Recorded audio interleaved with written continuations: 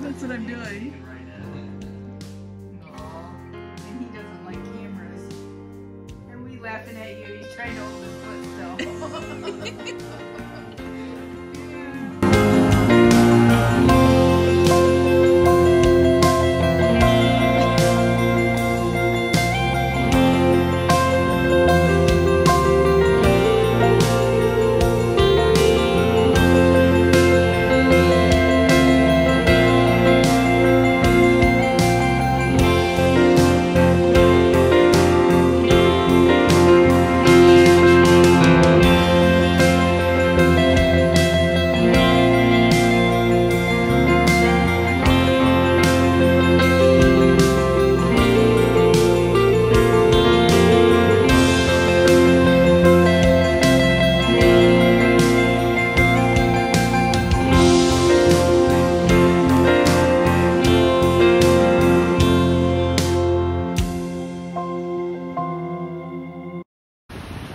Taking a walk, Hilton Head Beach. Connie, you definitely like this beach. Look how wide it is. Remember I was saying how wide and flat and a lot of people bike on it?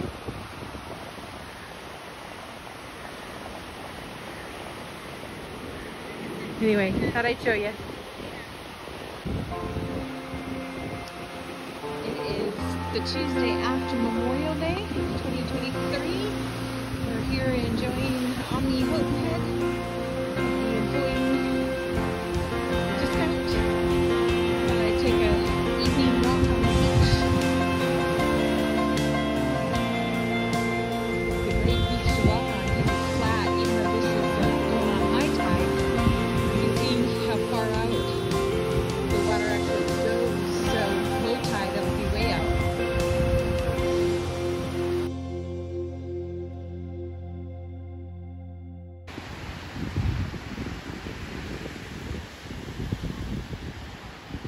Comes a whole brigade of pelicans.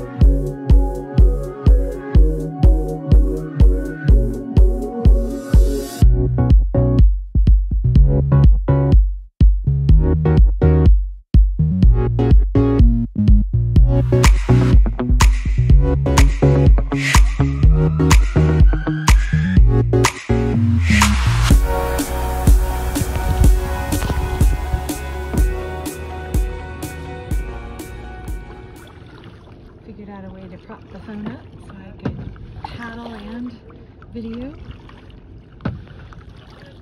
It's a little windy and there's definitely a current. We just got done rolling through the marshes, which was nice because it wasn't as currenty. Go around here.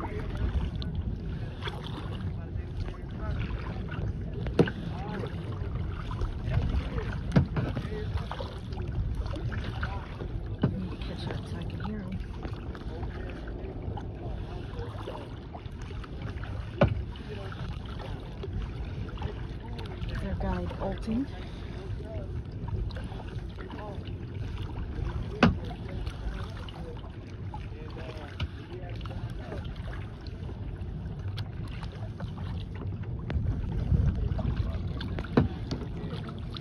When you had it signed up, put all the money between all of them to help them out during COVID. Did it 3 years in a row. Ain't that sweet? Oh, come over here, bro. Yeah. Oh, yeah. Alright, guys. I was explaining to the young man The earlier oyster beds. about this water actually can be clear. It's just that the bottom is dark. So, you know, dark colors absorb sunlight and light colors don't reflect sunlight. So So if you come up over here, we got lots of light on the shelf. And if you come up over here, you can see right through them. Alright guys, you guys wanna go?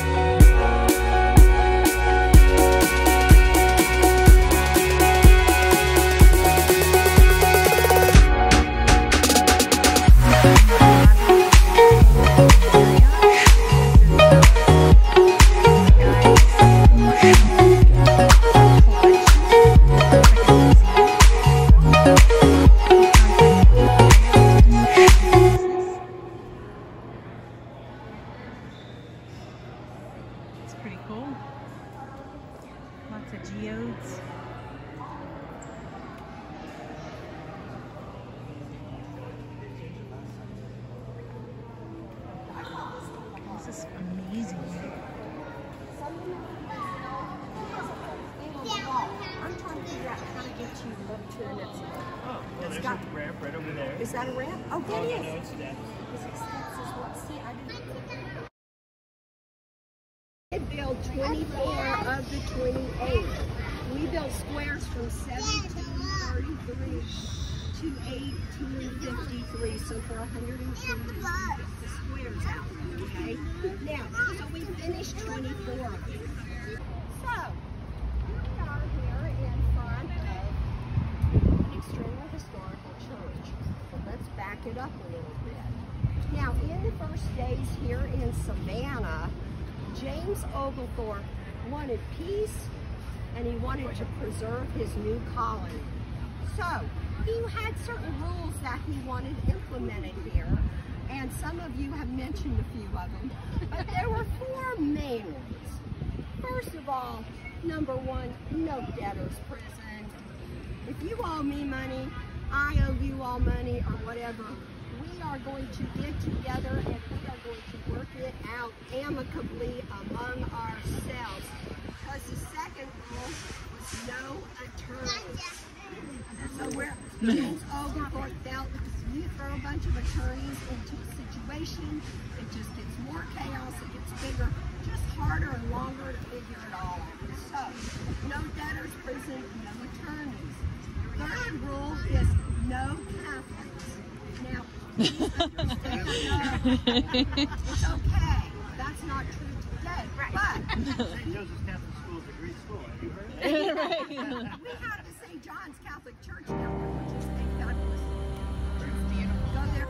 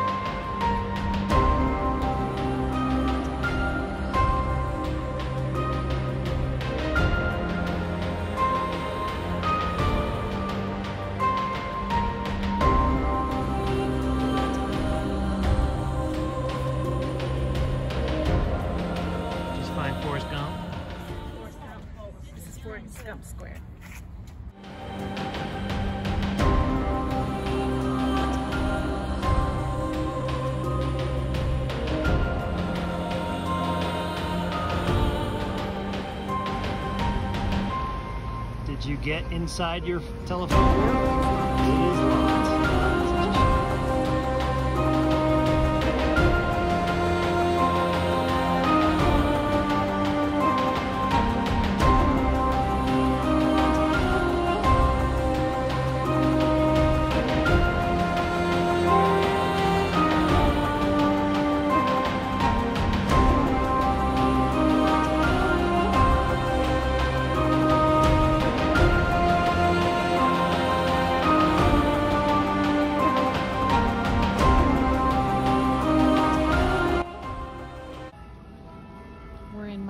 Square in Savannah.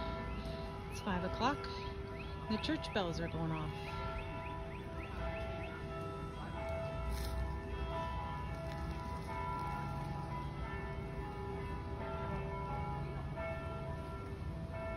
It must be 5 o'clock. Mm-hmm.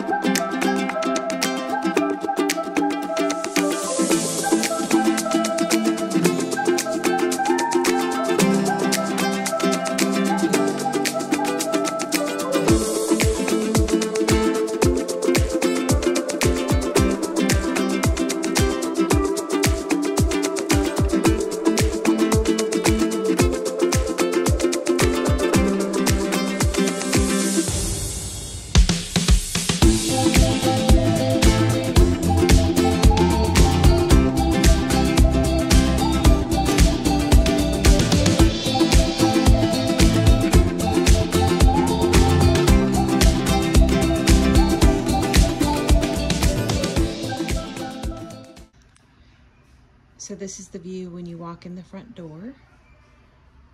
They've got the stairs up, and then this is the sitting room, living room, I guess, area.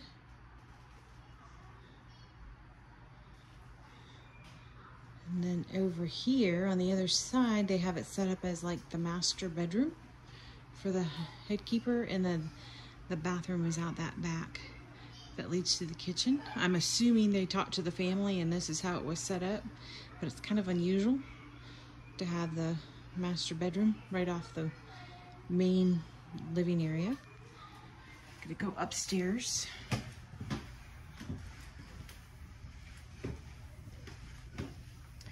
guess where the kids would have slept. Beautiful wood. So this is one bedroom, so double bedroom. Looks like they've got, I doubt this was a play area for the kids, but they've got it set up that way.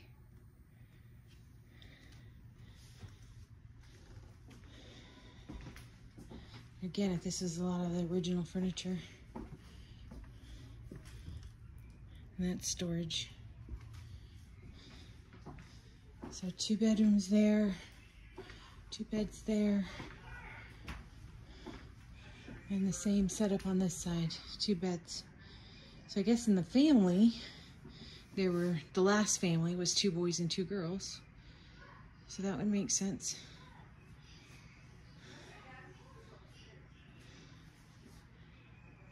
Anyway, that's what the rest of the house looks like.